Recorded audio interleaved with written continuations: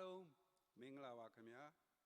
လေးစားအပ်ပါသောပြည်နယ်လွှတ်တော်ကိုယ်စားလှယ်များခင်ဗျာမကြာမီအချိန်တွင်တတိယအကြိမ်ရှမ်းပြည်နယ်လွှတ်တော်ပထမပုံမှန်အစည်းအဝေးဒုတိယနေ့အားကျင်းပပြုလုပ်မည်ဖြစ်ပါသဖြင့်ကိုယ်စားလှယ်တော်များသတ်မှတ်ထားသောနေရာတွင်နေရာယူပေးကြပါရန်လေးစားစွာပန်ကြားအပ်ပါတယ်ခင်ဗျာ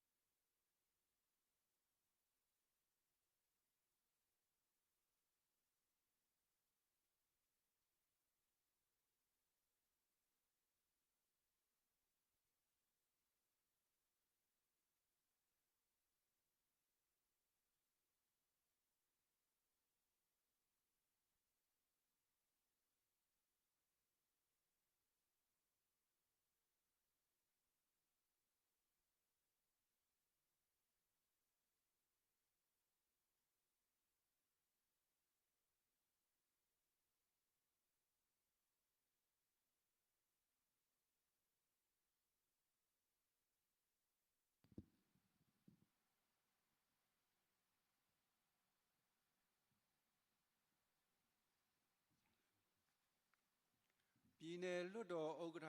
ကြွားရောက်လာပါပြီခင်ဗျာ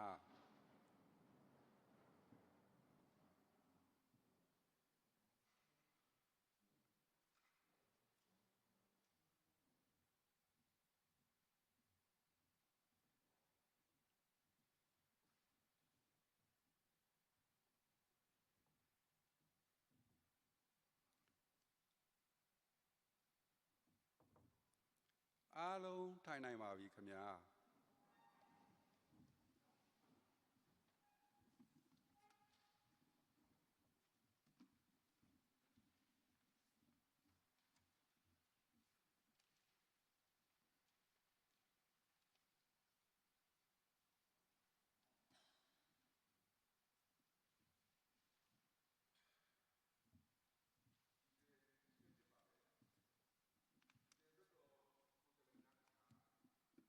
ဒီကနေ့ကျင်းပတဲ့ တာရကျင်းရှမ်းပြည်နယ်လွတ်တော်ပထမပုံမှန်အစည်းအဝေးဒုတိယနေ့မှာလွတ်တော်ကိုယ်စားလှယ်များစစ်ဆေးကော်မတီရဲ့တင်ပြချက်အရအစည်းအဝေးတို့တက်ရောက်ခွင့်ရှိသောပြည်နယ်လွတ်တော်ကိုယ်စားလှယ်132ဦးရှိသည့်အနက်ဒီကနေ့အစည်းအဝေးကို128ဦးတက်ရောက်ပါတယ်အစည်းအဝေးကိုတက်ရောက်ခွင့်ရှိသောလွတ်တော်ကိုယ်စားလှယ်စုစုပေါင်း၏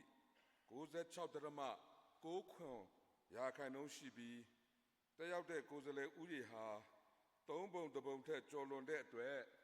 ဖွဲ့စည်းပုံအခြေခံဥပဒေပုံမှန်180ပုံမှန်ခွဲခခွင့်နဲ့ရှမ်းပြည်နယ်လွတ်တော်ဆိုင်ရာနည်းဥပဒေ34နည်းဥပဒေခွဲခတို့အရာအစည်းအဝေးအထမြောက်ကြောင်းနဲ့ရှမ်းပြည်နယ်လွတ်တော်ဆိုင်ရာနည်းဥပဒေ35နည်းဥပဒေခွဲဂအရာအစည်းအဝေးစတင်ကျင်းပကြောင်းကြေညာပါတယ်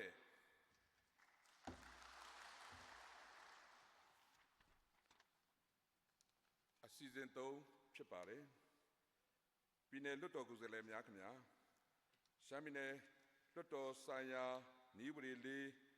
နည်းဥပဒေခွဲခအရာတာရချင်းရှမ်းပြည်နယ်လွတ်တော်ပထမပုံမှန်အစည်းအဝေးဒုတိယနေ့အစီအစဉ်ကိုပြည်နယ်လွတ်တော်ကိုယ်စားလှယ်များထံဖြန့်ဝေထားပြီးဖြစ်ပါတယ်ဖြန့်ဝေထားတဲ့အစီအစဉ်များအတိုင်းဆက်လက်ကျင်းပပြုလုပ်သွားမှာဖြစ်ပါတယ်အစီအစဉ်လေးဖြစ်ပါတယ်ပြည်နယ်လွတ်တော်ကိုယ်စားလှယ်များခင်ဗျာရှမ်းပြည်နယ်လွတ်တော်ဆိုင်ရာနည်းဥပဒေ44နည်းဥပဒေခွဲကကြီးအရာခွင့်ပန်ကြားလိုတဲ့လွတ်တော်ကိုယ်စားလှယ်များဟာမိမိကိုယ်တိုင်တော်၎င်းမိမိအတွက်အခြားလွတ်တော်ကိုယ်စားလှယ်တဦးကတော်၎င်းခွင့်ပန်ကြားရမှာဖြစ်ပါတယ်ဒီကနေ့အစည်းအဝေးမတက်ရောက်နိုင်တဲ့လွတ်တော်ကိုယ်စားလှယ်များရှိရင်ယခုခွင့်ပန်ကြားဖို့ဖြစ်ပါတယ်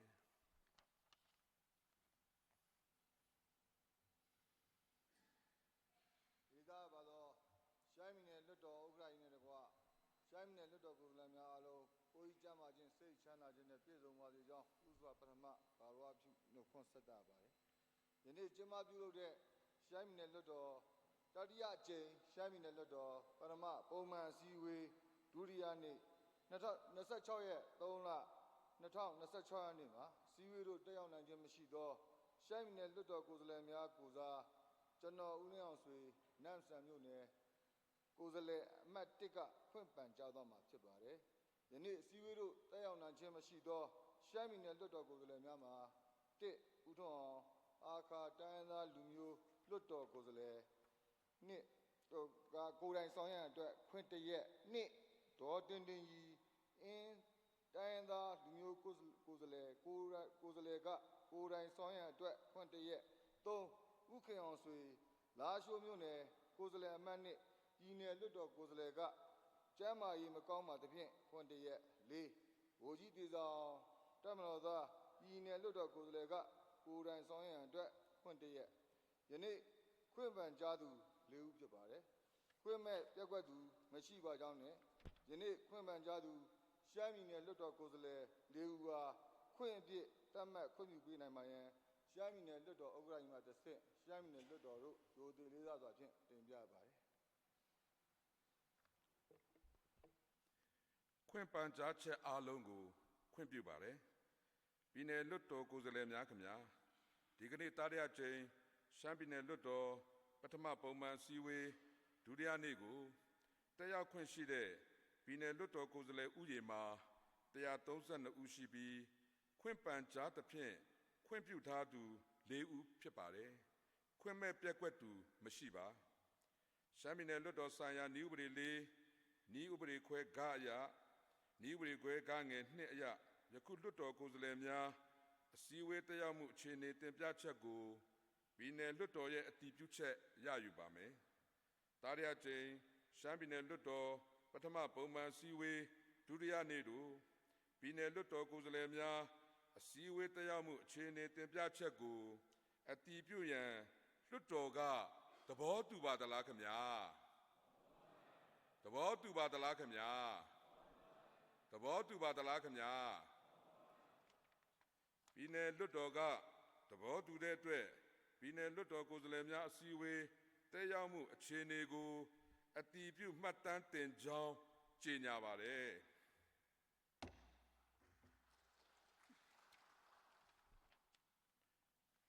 အစီအစဉ်၅ဖြစ်ပါတယ်ပြည်နယ်လွှတ်တော်ကိုယ်စားလှယ်များခင်ဗျာပြည်ထောင်စုလွှတ်တော်နာယကထံမှပြည်ထောင်စုလွှတ်တော်၏2026ခုနှစ်မတ်လ24ရက်နေ့ရက်စွဲနေ့စွဲပါစာအမှတ်2/4/9/73/ပထစ1326ဖြင့်ဝမ်းမြောက်ကြောင်းတဝန်လွှာပေးပို့လာပါတယ်တဝန်လွှာအပြည့်စုံမှာအကြောင်းအရာဝမ်းမြောက်ကြောင်းတဝန်လွှာပေးပို့ခြင်းတတိယကြိမ်ရှမ်းပြည်နယ်လွှတ်တော်ပထမပုံမှန်အစည်းအဝေးပထမနေ့ကို2026ခုနှစ်မတ်လ20ရက်နေ့တွင်ကျင်းပပြုလုပ်ခဲ့ကြောင်းသိရှိရပါတယ်။အဆိုပါအစည်းအဝေး၌လွှတ်တော်ဥက္ကဋ္ဌအဖြစ်ဦးဆိုင်လုံကျော်ဖေခုံမြို့နယ်ကိုယ်စားလှယ်အမှတ်2အား၎င်းဒုတိယဥက္ကဋ္ဌအဖြစ်ဦးဆိုင်ထွန်းစိန်မိုင်းပြင်းမြို့နယ်ကိုယ်စားလှယ်အမှတ်1အား၎င်းရွေးကောက်တင်မြှောက်ခံရခြင်းအတွက်ဝမ်းမြောက်ဂုဏ်ယူပါကြောင်းတဝန်လွှာပေးပို့အပ်ပါသည်အောင်လင်းတွေနေရာကပြည်ထောင်စုလွှတ်တော်ဟုဖော်ပြပါရှိပါတယ်ယင်းတဝန်လွှာအား2013ခုနှစ်တိုင်းဒေသကြီးတို့မဟုတ်ပြည်နယ်လွှတ်တော်ဆိုင်ရာဥပဒေပုံမှန်38ပုံမှန်ခွဲခခွေအရာရှမ်းပြည်နယ်လွှတ်တော်မှမှတ်တမ်းတင်ကြောင်းကြေညာပါတယ်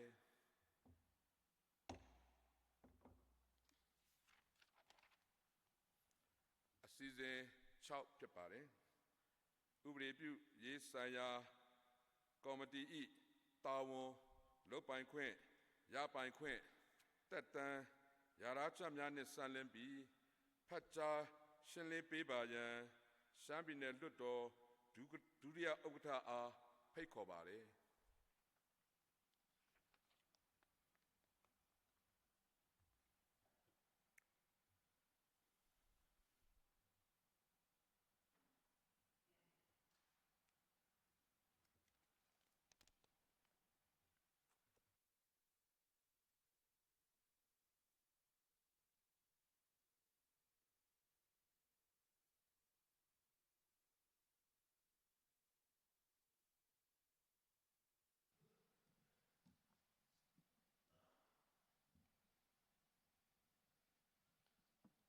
အားလုံးမင်္ဂလာပါခင်ဗျာလေးစားပါတော့ရှမ်းပြည်နယ်လွှတ်တော်ဥက္ကဋ္ဌကြီးနဲ့တကွရှမ်းပြည်နယ်လွှတ်တော်ကိုယ်စားလှယ်များအားလုံးမင်္ဂလာပေါင်းနဲ့ပြည့်စုံကြပါစေကြောင်းရှေးဥစွာကာရဝပြုအပ်ပါတယ်ကျွန်တော်ကတော့မိုင်းပြင်းမြို့နယ်ကိုယ်စားလှယ်အမှတ်1ပြည်နယ်လွှတ်တော်ဒုတိယဥက္ကဋ္ဌဦးဆိုင်ထွန်းစိန်ဖြစ်ပါတယ်ယနေ့ကျင်းပတဲ့တတိယအကြိမ်ရှမ်းပြည်နယ်လွှတ်တော်ပထမပုံမှန်အစည်းအဝေးမှာရှမ်းပြည်နယ်လွှတ်တော်ဥပဒေပြုရေးဆိုင်ရာကော်မတီတက်တန်းတာဝန်လုပ်ပိုင်ခွင့်နဲ့ရပိုင်ခွင့်များကိုလွှတ်တော်တို့တင်ပြသွားမှာဖြစ်ပါတယ်ကော်မတီ၏တက်တန်းပြည်နယ်လွှတ်တော်ဥက္ကဋ္ဌသည်ကော်မတီဝင်များ၏တက်တန်းတစ်နှစ်ပြည့်မြောက်သည့်အခါပြန်လည်သုံးသပ်ပြီးလိုအပ်ပါကတင့်လျော်သလိုလဲလေအစားထိုးတာဝန်ပေးအပ်နိုင်သည်ကော်မတီတာဝန်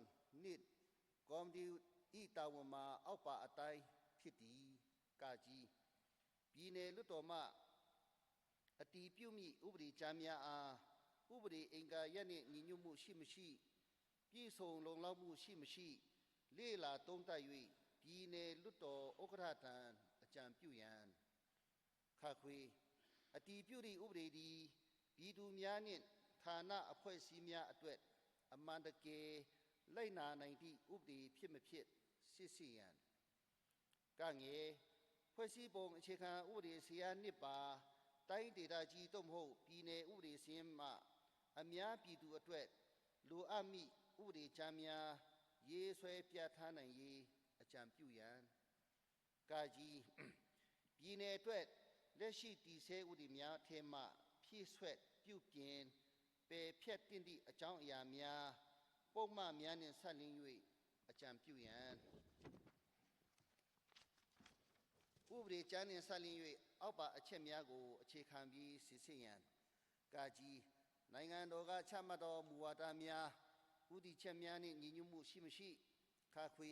ပြည်ထောင်စုသမ္မတမြန်မာနိုင်ငံတော်ဖွဲ့စည်းပုံအခြေခံဥပဒေနှင့်တည်ဆဲဥပဒေပါပြဋ္ဌာန်းချက်များနှင့်ညီညွတ်မှုရှိမရှိကငယ်နိုင်ငံတော်နှင့်အများပြည်သူတို့၏အကျိုးစီးပွားကိုအလေးထားပြီးကာကွယ်စောင့်ရှောက်နိုင်ရေးကိုဥတီချင်းရှိမရှိကာကြီးနိုင်ငံတော်တည်တံ့ခိုင်မြဲရေးနှင့်လုံခြုံရေးကိုအန္တရာယ်ပြုထိပါစေမည့်အချက်များပါဝင်ခြင်းရှိမရှိငါနိုင်ငံတော်၏ပကတိအခြေအနေများနှင့်လိုက်လျောညီထွေမှုရှိမရှိစလုံးအများပြည်သူ၏လုံခြုံရေးနှင့်ဆက်ပစ္စည်းလုံခြုံရေးထိခိုက်ခြင်းရှိမရှိစလိန်တိုင်းနာစီလုံးညီညွတ်ရေးကိုထိခိုက်ပြက်ပြားစေမည့်အရေးအသားအတုံးလုံးများပါဝင်ခြင်းရှိမရှိစစ်ဆေးရန်၄ကော်မတီစည်းဝေးတွင်ကော်မတီဝင်တဦးပြောဆိုသောတို့မဟုတ်ပြုလုပ်သောကိစ္စကိုတော်၎င်း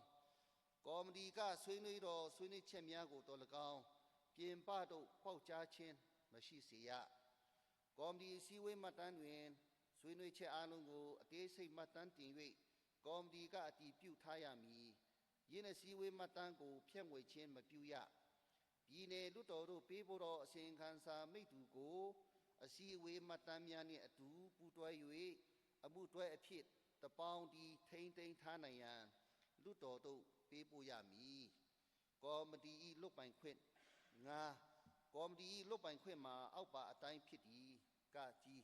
ကော်မတီစည်းဝေးများကို2013ခုနှစ်ရှမ်းပြည်နယ်လွှတ်တော်ဆိုင်ရာနည်းဥပဒေ65ပါပြဋ္ဌာန်းချက်များနှင့်အညီကျင်းပရမည်ခခွေကော်မတီ၏အစီရင်ခံစာတင်ပြခြင်းနှင့်ဆက်လျင်း၍2013ခုနှစ်ရှမ်းပြည်နယ်လွှတ်တော်ဆိုင်ရာနည်းဥပဒေ66ပါပြဋ္ဌာန်းချက်များနှင့်အညီပြည်နယ်လွှတ်တော်ဥက္ကဋ္ဌထံတင်ပြရမည်ကငယ်ကော်မတီဖွဲ့ဝင်များသည်ပြည်ထောင်စုသမ္မတမြန်မာနိုင်ငံတော်ဖွဲ့စည်းပုံအခြေခံဥပဒေဆိုင်ရာပြဋ္ဌာန်းချက်များကိုမဆန့်ကျင်လျင်လွတ်လပ်စွာပြောဆိုဆွေးနွေးခွင့်နှင့်စာနာမဲပေးပိုင်ခွင့်ရှိသည်ကကြီးကော်မတီအဖွဲ့ဝင်အဖြစ်မှနှုတ်ထွက်ခွင့်ပြုရန်ခိုင်လုံသောအကျိုးအကြောင်းဖော်ပြလျက်ပြည်내လွှတ်တော်ဥက္ကဋ္ဌထံတင်ပြနိုင်ခွင့်ရှိသည်ကော်မတီရပိုင်ခွင့်ကော်မတီရပိုင်ခွင့်မှာအောက်ပါအတိုင်းဖြစ်သည်ကကြီးကော်မတီဖွဲ့ဝင်များသည်ကော်မတီလုပ်ငန်းတာဝန်များကိုဆောင်ရွက်ရန်ဖြစ်စေအစည်းအဝေးတက်ရောက်ရန်ဖြစ်စေပြည်내လွှတ်တော်ရုံးတွင်ရောက်ရှိနေစဉ်တော်၎င်းတာဝန်ရခီးတွားရာတွင်၎င်းရင်းတို့နှင့်တက်ဆိုင်သည့်ချင်းမြင့်ငွေနှင့်စရိတ်များဆိုင်ရာဥပဒေပါရပိုင်ခွင့်များကိုခံစားခွင့်ရှိသည့်အပြင်လွှတ်တော်ကတတ်မှတ်သည့်ရပိုင်ခွင့်များကိုလည်းခံစားခွင့်ရှိသည်ခခွေကော်မတီအစည်းအဝေးများတွင်တင်ပြဆွေးနွေးချက်နှင့်ဆက်လျင်း၍တိုင်းဒေသကြီးတို့မဟုတ်ပြည်내လွှတ်တော်ဆိုင်ရာဥပဒေမှအပအခြားဥပဒေအရအရေးယူခံရခြင်းမှကင်းလွတ်ခွင့်ရှိသည်ကငယ်ကော်မတီစည်းဝေးများတက်ရောက်နေစဉ်အတွင်းတက်ဆိုင်ရာအဖွဲ့၏အကြီးအမှုမှတဆင့်ပြည်내လွှတ်တော်ဥက္ကဋ္ဌ၏ကြိုတင်ခွင့်ပြုချက်မရရှိပါကဖမ်းဆီးခံရခြင်းမှကင်းလွတ်ခွင့်ရှိသည်ကကြီးပြစ်မှုတရားရဖြင့်ဖမ်းဆီးခံရပါကပြစ်ဒဏ်စီရင်ခြင်းမခံရမီပြည်내လွှတ်တော်ဥက္ကဋ္ဌ၏ခွင့်ပြုချက်ဖြင့်ကော်မတီအစည်းအဝေးသို့တက်ရောက်ခွင့်ရှိသည်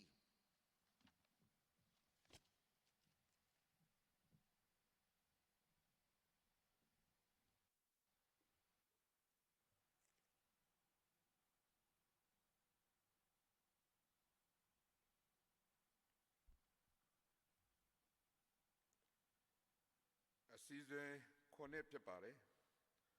ပြည်내လွှတ်တော်ကိုယ်စားလှယ်များခင်ဗျာလွှတ်တော်ဖွဲ့စည်းများ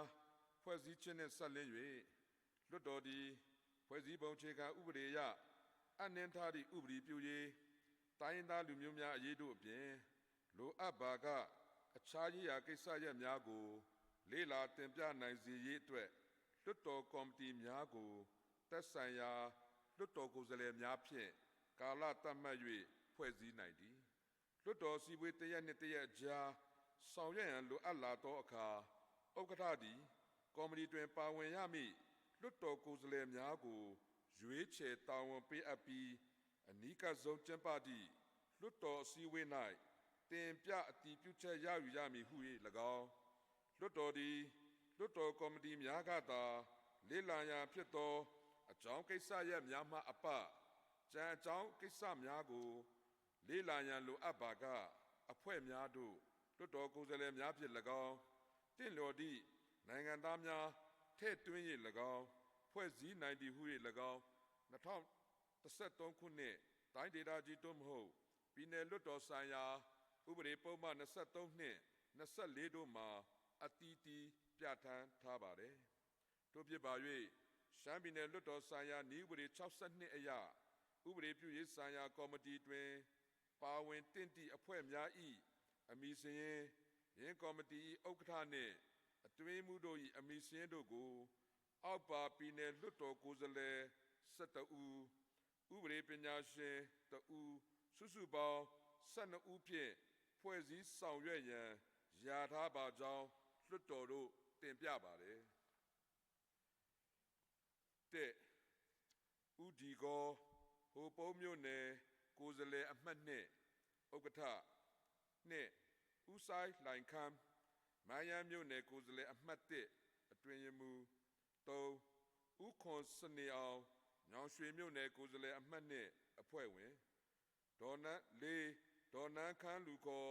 ဒေါ်နန်းလက်လက်ဖြူမိုးနေမြို့နယ်ကိုယ်စားလှယ်အမှတ်2အဖွဲ့ဝင်ငါဦးအောင်ပြည်စုံရွာငံမြို့နယ်ကိုယ်စားလှယ်အမှတ်2အဖွဲ့ဝင်6ဦးဆိုင်အောင်ခမ်း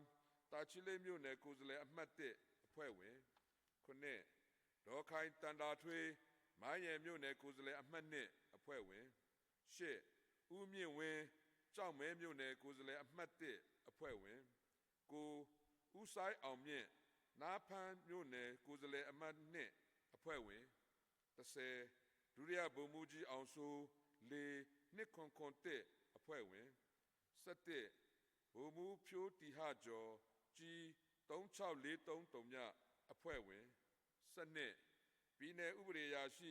ရှမ်းပြည်내ဥပဒေချုပ်ရုံးအဖွဲ့ဝင်တို့ဖြစ်ပါ၍ဥပဒေပြုရေးဆိုင်ရာကော်မတီ၏ဥက္ကဋ္ဌအဖြစ်ဦးဒီကောဟိုပုံးမြို့နယ်ကိုယ်စားလှယ်အမှတ်2နှင့်အတွင်းရေးမှူးအဖြစ်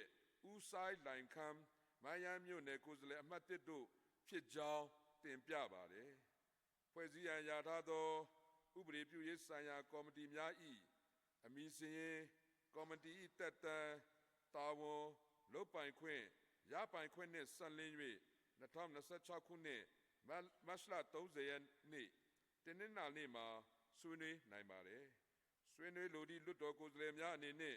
ဒီကနေ့အစည်းအဝေးရပ်နားတဲ့အခါပြည်내လွှတ်တော်ရုံးဒုတိယညွှန်ကြားရေးမှူးချုပ်ထံ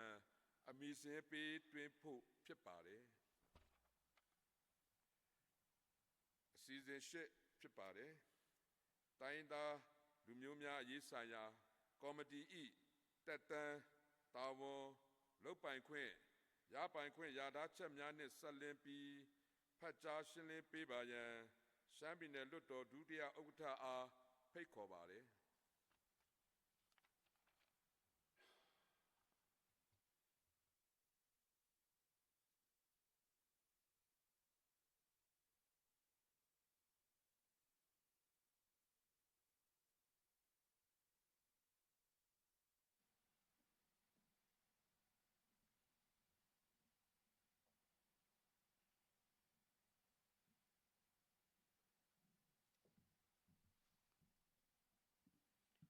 အားလုံးမင်္ဂလာပါခင်ဗျာ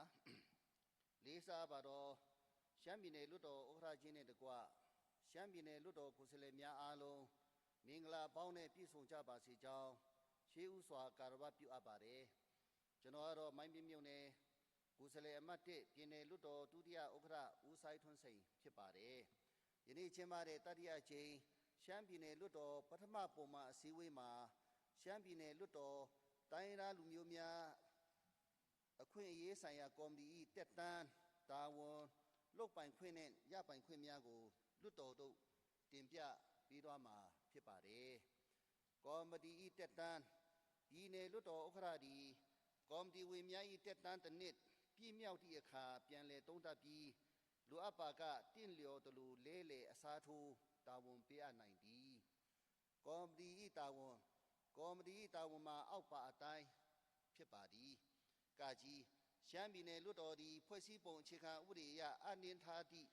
တိုင်းရင်းသားလူမျိုးများ၏အရေးကိုလိုအပ်သည့်အခါစနစ်တကျနှင့်ပြည့်စုံမှန်ကန်စွာလေ့လာတင်ပြနိုင်ရမည်ခခွေပြည်နယ်လွှတ်တော်တို့တိုင်းရင်းသားလူမျိုးများရေးရာနှင့်ဆက်လင်း၍တင်ပြချက်များအပေါ်ပြည်နယ်လွှတ်တော်ဥက္ကဋ္ဌကအခါအားလျော်စွာပေးအပ်သည့်တာဝန်များကိုဆောင်ရွက်ရမည်ကငယ်တိုင်းဒေသကြီးသို့မဟုတ်ပြည်နယ်လွှတ်တော်ဆိုင်ရာဥပဒေပုံမှန်24အရ၎င်း2013ခုနှစ်ရှမ်းပြည်နယ်လွှတ်တော်ဆိုင်ရာနည်းဥပဒေ60အရ၎င်းလိုက်နာဆောင်ရွက်တင်ပြရမည်ကကြီးကော်မတီစည်းဝေးတွင်ကော်မတီဝင်တဦးပြောဆိုသောသို့မဟုတ်ပြုလုပ်သောကိစ္စကိုတော်၎င်းကော်မတီကဆွေးနွေးသောဆွေးနွေးချက်များကိုတော်၎င်းပြင်ပသို့ပေါက်ကြားခြင်းမရှိစေရကော်မတီစည်းဝေးမှတ်တမ်းတွင်ဆွေးနွေးချက်အားလုံးကိုအသေးစိတ်မှတ်တမ်းတင်၍ကော်မတီကအတည်ပြုထားရမည်ယင်းစည်းဝေးမှတ်တမ်းကိုဖြန့်ဝေခြင်းမပြုရပြည်နယ်လွှတ်တော်တို့ပေးပို့သောအစီရင်ခံစာမိတ္တူကိုအစည်းအဝေးမှတ်တမ်းနှင့်အတူပူးတွဲ၍အမှုတွဲအဖြစ်တပေါင်းတီထိန်းသိမ်းထားနိုင်ရန်လွှတ်တော်တို့ပေးပို့ရမည်ငါကော်မတီတင်ပြချက်နှင့်အကြံပြုချက်များသည်တိုင်းရင်းသားလူမျိုးများအရေးနှင့်ဆက်လျင်းသောတင်ပြချက်အကြံပြုချက်များဖြစ်ရမည်အပြင်တိုင်းရင်းသားလူမျိုးများအရေးတွင်အကျုံးဝင်သောတင်ပြချက်အကြံပြုချက်များလည်းဖြစ်ရမည်ကော်မတီလွတ်ပိုင်ခွင့်မှာအောက်ပါအတိုင်းဖြစ်ပါသည်ကကြီးကော်မတီစည်းဝေးများကို2013ခုနှစ်ရှမ်းပြည်နယ်လွှတ်တော်ဆိုင်ရာနည်းဥပဒေ65ပါပြဋ္ဌာန်းချက်များနှင့်အညီကျင်းပရမည်ခခွေကော်မတီအစီရင်ခံစာတင်ပြခြင်းနှင့်ဆက်လျင်း၍2013ခုနှစ်ရှမ်းပြည်နယ်လွှတ်တော်ဆိုင်ရာနည်းဥပဒေ66ပါပြဋ္ဌာန်းချက်များနှင့်အညီပြည်နယ်လွှတ်တော်ဥက္ကဋ္ဌထံတင်ပြရမည်ကငယ်ကော်မတီအဖွဲ့ဝင်များသည်ပြည်ထောင်စုသမ္မတမြန်မာနိုင်ငံတော်ဖွဲ့စည်းပုံအခြေခံဥပဒေဆိုင်ရာပြဋ္ဌာန်းချက်များကိုမဆန့်ကျင်လျင်လွတ်လပ်စွာပြောဆိုဆွေးနွေးခွင့်နှင့်စာနာမေးပေးပိုင်ခွင့်ရှိသည်ကကြီးကော်မတီအဖွဲ့ဝင်အဖြစ်မှနှုတ်ထွက်ခွင့်ပြုရန်ခိုင်လုံသောအကျိုးအကြောင်းဖော်ပြလျက်ပြည်နယ်လွှတ်တော်ဥက္ကဋ္ဌထံတင်ပြနိုင်ခွင့်ရှိသည်ကော်မတီရပိုင်ခွင့်၄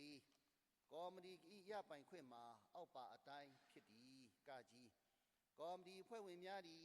ကော်မတီလုပ်ငန်းတာဝန်များကိုဆောင်ရွက်ရန်ဖြစ်စီအစည်းအဝေးတက်ရောက်ရန်ဖြစ်စီပြည်နယ်လွှတ်တော်ရုံးတွင်ရောက်ရှိနေစဉ်၌၎င်း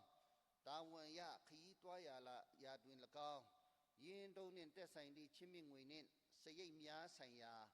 ဥပဒေပါခံစားခွင့်များကိုခံစားခွင့်ရှိသည့်အပြင်လွှတ်တော်ကတတ်မှတ်သည့်ရပိုင်ခွင့်များကိုလည်းခံစားခွင့်ရှိသည်ခခွေကော်မတီအစည်းအဝေးများတွင်တင်ပြဆွေးနွေးချက်နှင့်ဆက်လျင်း၍တိုင်းဒေသကြီးသို့မဟုတ်ပြည်နယ်လွှတ်တော်ဆိုင်ရာဥပဒေမှအပအခြားဥပဒေအရအရေးယူခံရခြင်းမှကင်းလွတ်ခွင့်ရှိသည်ကငယ်ကော်မတီအစည်းအဝေးများတက်ရောက်နေစဉ်အတွင်းတက်ဆိုင်ရာအဖွဲ့၏အကြီးအမှုမှတဆင့်ပြည်နယ်လွှတ်တော်ဥက္ကဋ္ဌ၏ကြိုတင်ပြချက်ရှိပါကဖမ်းဆီးခံရခြင်းမှကင်းလွတ်ခွင့်ရှိသည်ကကြီးပြစ်မှုတရားရဖြင့်ဖမ်းဆီးခြင်းခံရပါကပြစ်ဒဏ်စီရင်ခြင်းမခံရမီပြည်နယ်လွှတ်တော်ဥက္ကဋ္ဌ၏ခွင့်ပြုချက်ဖြင့်ကော်မတီအစည်းအဝေးများသို့တက်ရောက်ခွင့်ရှိသည်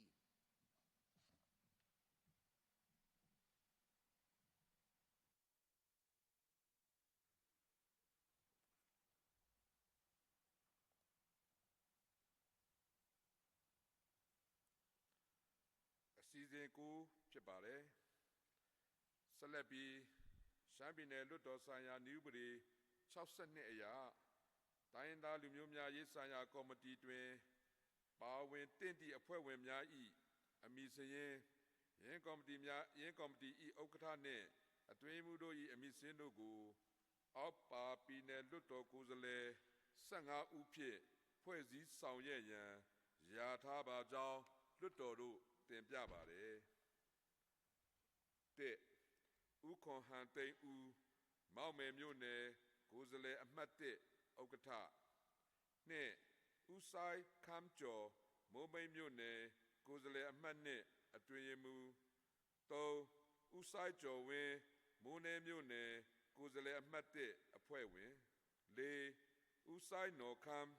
မိုင်းရှုမြို့နယ်ကိုယ်စားလှယ်အမှတ်1အဖွဲ့ဝင်5ဦးကျော်ကျော်နိုင်မိုင်းရှုမြို့နယ်ကိုယ်စားလှယ်အမှတ်2အဖွဲ့ဝင်6ဒေါ်နန်းမွန်းအောင်ကျေးတီးမြို့နယ်ကိုယ်စားလှယ်အမှတ်1အဖွဲ့ဝင်9ဦးဆိုင်တန်းထွန်းခေါ်ဦးသိန်းတန်းထွန်းရွာငံမြို့နယ်ကိုယ်စားလှယ်အမှတ်1အဖွဲ့ဝင်10ဦးခွန်ဝင်းနောင်ပင်လောင်းမြို့နယ်ကိုယ်စားလှယ်အမှတ်2အဖွဲ့ဝင်9ဦးရန်အောင်မိုက်ခတ်မြို့နယ်ကိုယ်စားလှယ်အမှတ်1အဖွဲ့ဝင်10ဦးနော်အောင်ဟိုပန်မြို့နယ်ကိုယ်စားလှယ်အမှတ်2အဖွဲ့ဝင်17ဦးဆိုင်ဘတန်မက်မန်းမြို့နယ်ကိုယ်စားလှယ်အမှတ်2အဖွဲ့ဝင်12ဦးကျော်အောင်တန်းနောင်ချိုမြို့နယ်ကိုယ်စားလှယ်အမှတ်1အဖွဲ့ဝင်73ဦးဟော်ထိုက်ဖူခေါ်ဦးအောင်ကျော်ထွန်းလောက်ကိုင်မြို့နယ်ကိုယ်စားလှယ်အမှတ်2အဖွဲ့ဝင်14ဗိုလ်မှူးညံလင်းအောင်ကြီး40614အဖွဲ့ဝင်15ဗိုလ်ကြီးနန်းဟေမာဝေညိုကြီး6558နှစ်အဖွဲ့ဝင်တို့ဖြစ်ပါ၍တိုင်းရင်းသားလူမျိုးများအရေးဆိုင်ရာကော်မတီ၏ဥက္ကဋ္ဌအဖြစ်ဦးခွန်ဟန်သိန်းဦးမောက်မယ်မြို့နယ်ကိုယ်စားလှယ်အမှတ်1နှင့်အတွင်းရေးမှူးအဖြစ်ဦးဆိုင်ခမ်းကျော်မိုးမိတ်မြို့နယ်ကိုယ်စားလှယ်အမှတ်2တို့ဖြစ်ကြောင်းတင်ပြပါတယ်ဖွဲ့စည်းရန်ရာထားသောတိုင်းရင်းသားလူမျိုးများအရေးဆိုင်ရာကော်မတီ၏အမည်စာရင်းကော်မတီ၏တက်တန်းတာဝန်လုပ်ပိုင်ခွင့်ရပိုင်ခွင့်တို့နှင့်ဆက်လင်း၍2026ခုနှစ်မတ်လ30ရက်နေ့တနင်္လာနေ့မှာဆွေးနွေးနိုင်ပါတယ်ဆွေးနွေးလိုတဲ့လွှတ်တော်ကိုယ်စားလှယ်များအနေနဲ့ဒီကနေ့အစည်းအဝေးရပ်နားတဲ့အခါပြည်내လွှတ်တော်ရုံးဒုတိယညွှန်ကြားရေးမှူးချုပ်ထံအမည်စာရင်းပေးသွင်းဖို့ဖြစ်ပါတယ်အစီအစဉ်30ဖြစ်ပါတယ်ပြည်내လွှတ်တော်ကိုယ်စားလှယ်များစီစစ်ရေးကော်မတီ၏တက်တန်းတာဝန်လုပ်ပိုင်ခွင့်ရပိုင်ခွင့်ရထားချက်များနှင့်ဆက်လင်းပြီးဖတ်ကြားရှင်းလင်းပေးပါရန်ရှမ်းပြည်내လွှတ်တော်ဒုတိယဥက္ကဋ္ဌအားဖိတ်ခေါ်ပါတယ်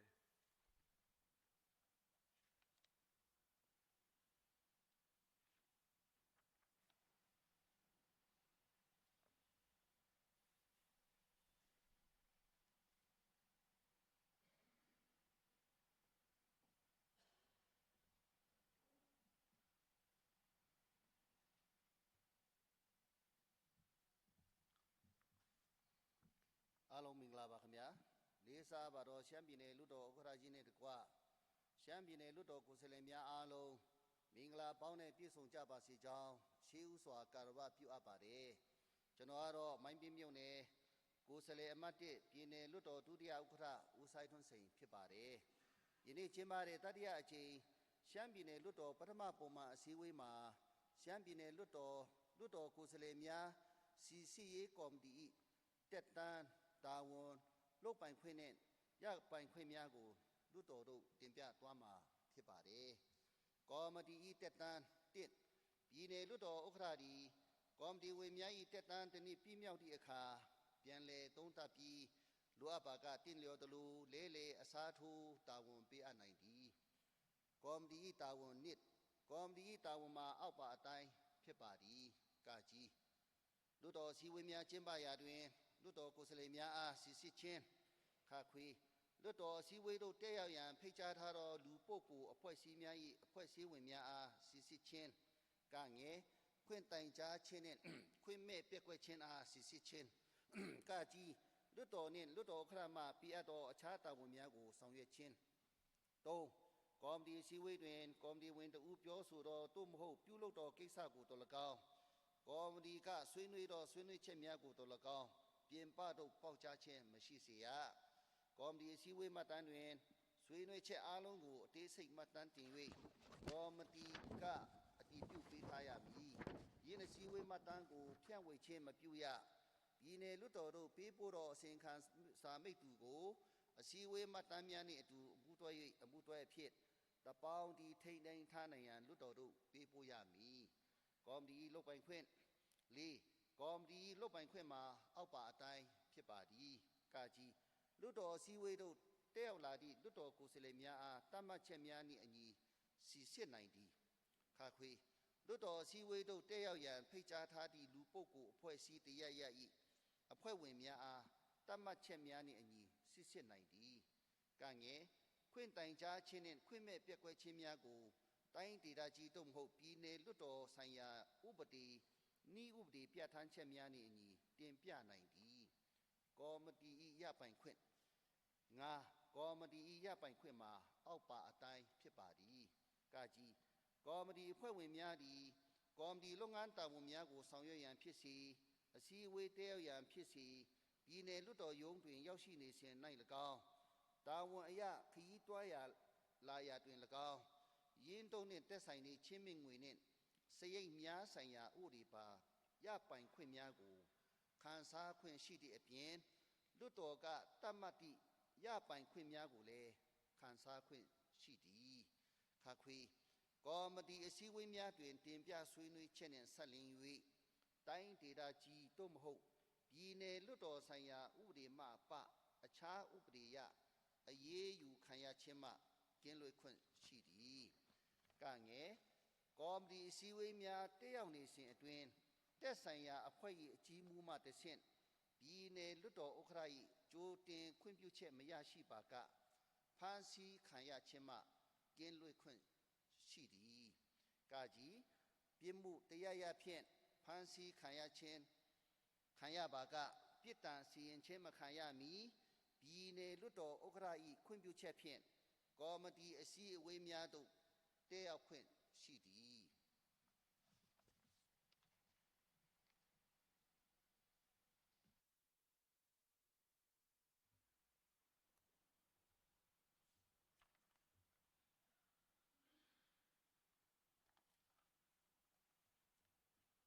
အစီအစဉ်7ဖြစ်ပါတယ်ဆက်လက်ပြီးရှမ်းပြည်နယ်လွှတ်တော်ဆိုင်ရာနည်းဥပဒေ62အရပြည်နယ်လွှတ်တော်ကိုယ်စားလှယ်များစီစစ်ရေးကော်မတီတွင်ပါဝင်တင့်သည့်အဖွဲ့ဝင်များ၏အမည်စာရင်းယင်းကော်မတီ၏ဥက္ကဋ္ဌနှင့်အတွင်းမှုတို့၏အမည်စာရင်းတို့ကိုအောက်ပါပြည်နယ်လွှတ်တော်ကိုယ်စားလှယ်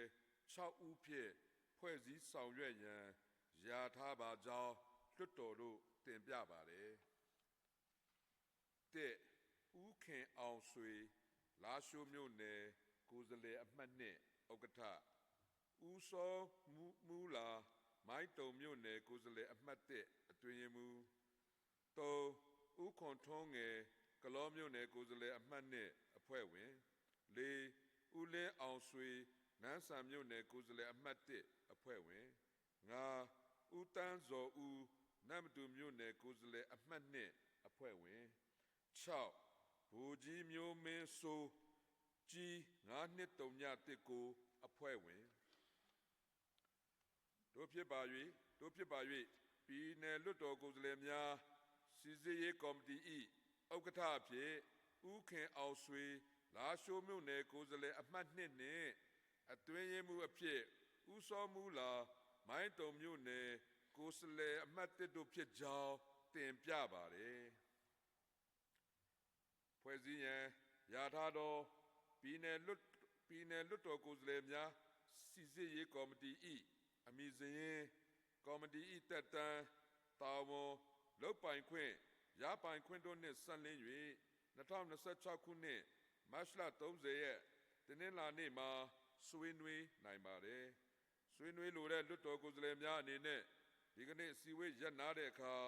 ပြည်နယ်လွှတ်တော်ရုံးဒုတိယညွှန်ကြားရေးမှူးချုပ်ထံအမည်စာရင်းပေးသွင်းဖို့ဖြစ်ပါတယ်အစည်းအဝေးစနစ်ဖြစ်ပါတယ်ဒေသန္တရစီမံကိန်းနှင့်ဗဏ္ဍာရေးငွေအရသုံးဆိုင်ရာစီစစ်ရေးကော်မတီ၏တက်တန်းတာဝန်လုပ်ပိုင်ခွင့်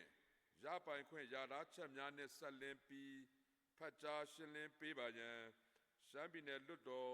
ဒုတိယဥက္ကဋ္ဌအားဖိတ်ခေါ်ပါတယ်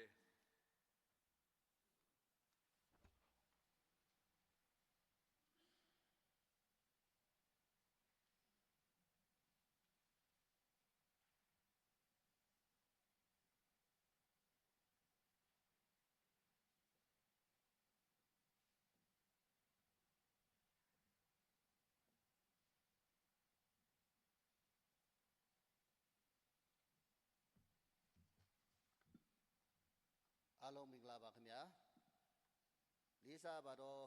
ရှမ်းပြည်နယ်လွှတ်တော်ဥက္ကဋ္ဌကြီးနဲ့တကွရှမ်းပြည်နယ်လွှတ်တော်ကိုယ်စားလှယ်များအားလုံးမင်္ဂလာပေါင်းနဲ့ပြည့်စုံခမ်းချမ်းပါစေကြောင်းရှေးဦးကာရဝပြုအပ်ပါတယ်ကျွန်တော်ကတော့မိုင်းပြင်းမြုပ်နယ်ကိုယ်စားလှယ်အမှတ်1ပြည်နယ်လွှတ်တော်ဒုတိယဥက္ကဋ္ဌဦးဆိုင်ထွန်းစိန်ဖြစ်ပါတယ်ယနေ့ကျင်းပတဲ့တတိယအကြိမ်ရှမ်းပြည်နယ်လွှတ်တော်ပထမပုံမှန်အစည်းအဝေးမှာရှမ်းပြည်နယ်လွှတ်တော်ဒေသန္တရစီမံကိန်းနဲ့ဘာနာငွေအရအတုံးဆိုင်ရာစစ်ဆေးရေးကော်မတီတက်တန်းတာဝန်လုတ်ပိုင်ခွင့်နဲ့ရပိုင်ခွင့်များကိုလွှတ်တော်တို့တင်ပြပေးသွားမှာဖြစ်ပါတယ်ကော်မတီတက်တန်း1ပြည်နယ်လွှတ်တော်ဥက္ကဋ္ဌဒီကော်မတီဝင်များ၏တက်တန်းတစ်နှစ်ပြည်မြောက်သည့်အခါပြန်လည်သုံးသပ်ပြီးလိုအပ်ပါကတင့်လျော်သလိုလဲလေအစားထိုးတာဝန်ပေးအပ်နိုင်ပါတယ်ကော်မတီတာဝန်နှစ်ကော်မတီဒီကာကြီးပြည်နယ်အစိုးရ၏အတုံးစည်ရင်းနှင့်ပြည်နယ်စည်ရင်းစစ်ချုပ်၏အစီရင်ခံစာကိုစစ်ဆေးရာတွင်ခွင့်ပြုငွေဒီပြည်နယ်လွှတ်တော်ကခွင့်ပြုထားသောငွေကိုတတ်မှတ်သည့်ကိစ္စအတွက်သာလျှင်တုံးဆွဲခြင်းရှိမရှိစီကံနှင့်အညီတုံးဆွဲခြင်းရှိမရှိခွင့်ပြုသည့်ရွေချက်အတိုင်းထိရောက်စွာတုံးဆွဲခြင်းရှိမရှိတို့ကိုစီစစ်ရမည်ခါခွေပြည်နယ်လွှတ်တော်ကခွင့်ပြုထားသောငွေကိုထိရောက်မှန်ကန်စွာတုံးဆွဲခြင်းရှိမရှိစစ်ဆေးရမည်စစ်ဆေးနိုင်ရေးအတွက်လိုအပ်သည့်လုပ်ငန်းဌာနများတို့တွားရောက်စစ်ဆေးနိုင်သည်ကငယ်ပြည်နယ်လွှတ်တော်၏ဆုံးဖြတ်ချက်အရပြည်နယ်လွှတ်တော်ဥက္ကဋ္ဌကတာဝန်ပေးအပ်ခြင်းဖြစ်လျင်လိုအပ်သလိုစစ်ဆေး၍ကော်မတီ၏တွေ့ရှိချက်နှင့်တဘောထားမှတ်ချက်ကိုပြည်နယ်လွှတ်တော်အစည်းအဝေးတို့ပြန်လည်တင်ပြရမည်ကကြီးပြည်နယ်လွှတ်တော်ကိုယ်စားလှယ်တဦး၏တင်ပြချက်အရစစ်ဆေးရန်လိုအပ်သည်ဟုပြည်နယ်လွှတ်တော်ကဆုံးဖြတ်၍တာဝန်ပေးအပ်ခြင်းဖြစ်လျင်လိုအပ်သလိုစစ်ဆေး၍ကော်မတီ၏တွေ့ရှိချက်နှင့်တဘောထားမှတ်ချက်ကိုပြည်နယ်လွှတ်တော်အစည်းအဝေးတို့ပြန်လည်တင်ပြရမည်ငါတက်ဆိုင်ရာဌာနအဖွဲ့အစည်းတို့နှင့်ညီနိုင်ပြီးဖြေကြားနိုင်သည့်ပုဂ္ဂိုလ်များအားဖိတ်ကြား၍မေးမြန်းဆွေးနွေးနိုင်သည်၃ကော်မတီအစည်းအဝေးတွင်ကော်မတီဝင်တဦးပြောဆိုသောသို့မဟုတ်ပြုလုပ်သောကိစ္စကိုတော်၎င်းကော်မတီကဆွေးနွေးသောဆွေးနွေးချက်များကိုတော်၎င်းပြင်ပသို့ပေါက်ကြားခြင်းမရှိစေရကော်မတီအစည်းအဝေးမှတ်တမ်းတွင်ဆွေးနွေးချက်အားလုံးကိုအသေးစိတ်မှတ်တမ်းတင်၍ကော်မတီကအတည်ပြုထားရမည်ယင်းအစည်းအဝေးမှတ်တမ်းကိုဖြန့်ဝေခြင်းမပြုရပြည်နယ်လွှတ်တော်တို့ပေးပို့သောအစီရင်ခံစာမိတ္တူကိုအစည်းအဝေးမှတ်တမ်းများနှင့်အတူပူးတွဲ၍အမှုတွဲအဖြစ်တပေါင်းဒီထိမ့်သိမ်းထားနိုင်ရန်လွှတ်တော်တို့ပေးပို့ရမည်ကော်မတီလွတ်ပိုင်ခွင့်၄ကော်မတီစည်းဝေးများကို2013ခုနှစ်ရှမ်းပြည်နယ်လွှတ်တော်ဆိုင်ရာနည်းဥပဒေ65ပါပြဋ္ဌာန်းချက်များနှင့်အညီကျင်းပရမည်၅ကော်မတီအစီရင်ခံစာတင်ပြခြင်းနှင့်ဆက်လျင်း၍2013ခုနှစ်ရှမ်းပြည်နယ်လွှတ်တော်ဆိုင်ရာနည်းဥပဒေ66ပါပြဋ္ဌာန်းချက်များနှင့်အညီပြည်နယ်လွှတ်တော်ဥက္ကဋ္ဌထံတင်ပြရမည်6ကော်မတီဝင်များသည်ကကြီးပြည်ထောင်စုသမ္မတမြန်မာနိုင်ငံတော်ဖွဲ့စည်းပုံအခြေခံဥပဒေဆိုင်ရာပြဋ္ဌာန်းချက်များကိုမဆန့်ကျင်လျင်လွတ်လပ်စွာပြောဆိုဆွေးနွေးခွင့်နှင့်ဆန္ဒမဲပေးခွင့်ရှိသည်ခခွေကော်မတီအခွင့်ဖြစ်မှနှုတ်ထွက်ခွင့်ပြုရန်ခိုင်လုံသောအကျိုးအကြောင်းဖော်ပြလျက်ပြည်နယ်လွှတ်တော်ဥက္ကဋ္ဌထံတင်ပြခွင့်ရှိသည်ကော်မတီရပိုင်ခွင့်ခွန်ကော်မတီဝင်များသည်ပြည်နယ်လွှတ်တော်ကိုယ်စားလှယ်များဖြစ်သည့်အားလျော်စွာကော်မတီလုပ်ငန်းတာဝန်များကိုဆောင်ရွက်ရန်ဖြစ်စေအစည်းအဝေးတဲရန်ဖြစ်စေ ကော်မတီရုံးဆိုင်ရာတွင်ရောက်ရှိနေစဉ်၌၎င်းတာဝန်အရခရီးသွားရာ၌၎င်းရင်းတုံးနှင့်တက်ဆိုင်သည့်ချင်းမြင့်ငွေနှင့်စရိတ်များဆိုင်ရာဥပဒေပါပြဋ္ဌာန်းချက်များကိုခန်းစားခွင့်ရှိသည့်အပြင်လွတ်တော်ကတတ်မှတ်သည့်ရပိုင်ခွင့်များကိုလည်းခန်းစားခွင့်ရှိသည်ရှစ်ကော်မတီဝင်များသည်ကာကြီးကော်မတီအစည်းအဝေးများတွင်တင်ပြဆွေးနွေးချက်နှင့်ဆက်လျင်း၍တိုင်းဒေသကြီးသို့မဟုတ်ပြည်နယ်လွတ်တော်ဆိုင်ရာဥပဒေမှအပအခြားဥပဒေအရအရေးယူခံရခြင်းမှကင်းလွတ်ခွင့်ရှိသည်ခါခွေကော်မတီအစည်းအဝေးများတက်ရောက်နေစဉ်အတွင်းတက်ဆိုင်ရာအဖွဲ့၏အကြီးအမှုမှတဆင့်ပြည်နယ်လွတ်တော်ဥက္ကဋ္ဌ၏ကြိုတင်ခွင့်ပြုချက်မရရှိပါကဖမ်းဆီးခံရခြင်းမှကင်းလွတ်ခွင့်ရှိသည်ကံငယ်ပြစ်မှုတရားရဖြင့်ဖမ်းဆီးခြင်းခံရပါကပြစ်ဒဏ်စီရင်ခြင်းမခံရမီပြည်နယ်လွတ်တော်ဥက္ကဋ္ဌ၏ခွင့်ပြုချက်ဖြင့်ကော်မတီအစည်းအဝေးများသို့တက်ရောက်ခွင့်ရှိသည်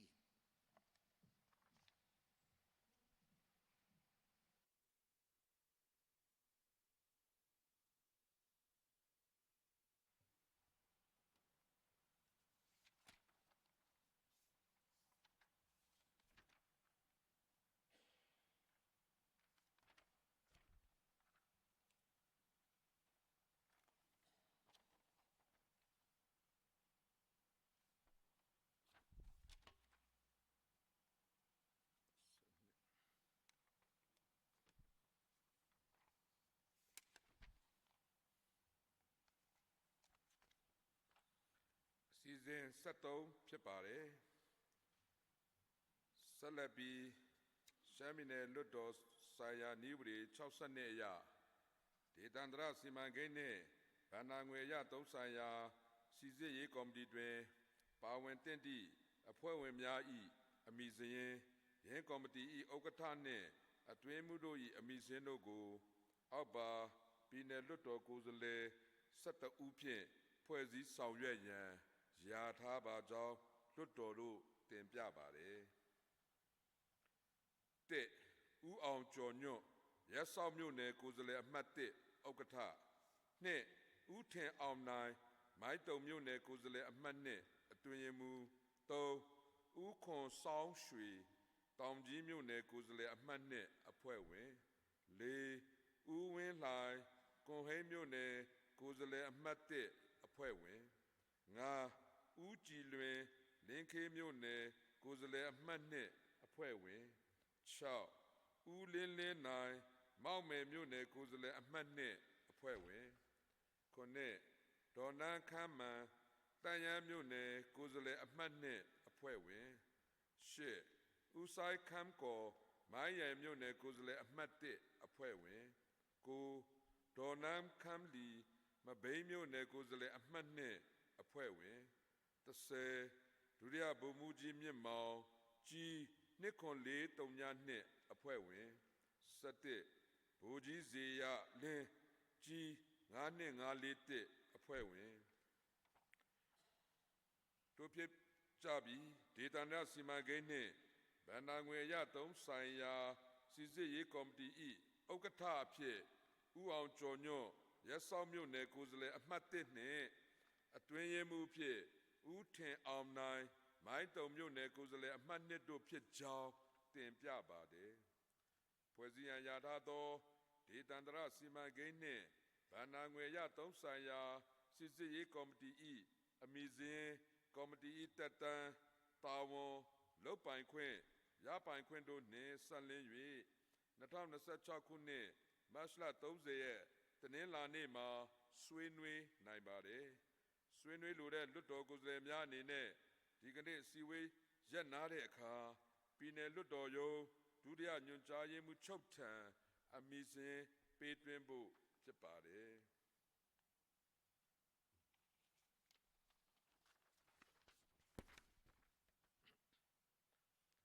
အစီအစဉ်14ဖြစ်ပါတယ်ပြည်နယ်လွတ်တော်ကိုယ်စားလှယ်များခင်ဗျာယခုတာရကြိမ်ရှမ်းပြည်နယ်လွတ်တော်ပထမပုံမှန်အစည်းအဝေးဒုတိယနေ့ကိုရပ်နားပါမယ်တာရကြိမ်ရှမ်းပြည်နယ်လွတ်တော်ပထမပုံမှန်အစည်းအဝေးတတိယနေ့ကို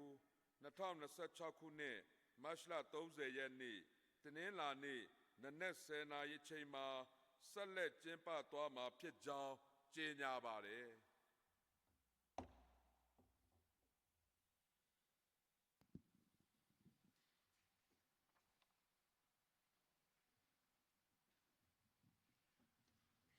ပြည်နယ်လွှတ်တော်ဥက္ကဋ္ဌပြန်လည်ထွက်ခွာပါပြီခင်ဗျာ